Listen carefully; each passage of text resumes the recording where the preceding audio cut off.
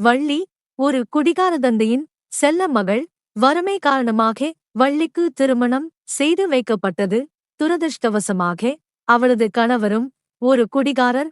அடிக்கடி சண்டைகள் நிறைந்திருந்த அந்த வாழ்க்கையில் அவளுக்கு 2 பெண் குழந்தைகள் பிறந்தனர். சிறிது காலத்திலேயே கணவர் அவளையும் குழந்தைகளையும் விட்டு பிரிந்து சென்றார். தனி மனுஷியாக நின்ற வள்ளி 2 பெண் பிள்ளைகளுக்காகவே வாழத் தொடங்கினாள். அவள் ஒரு வேலைக்குச் சென்று யாரையும் நம்பி நிற்காமல் 16 வருடங்கள் தனியாகவே போராடினாள்.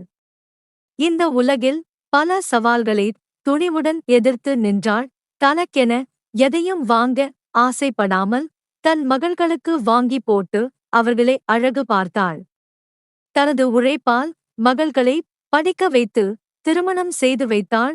இன்று பேரன் பேத்திகளுடன் மகிழ்ச்சியாய் வாழ்கிறார்.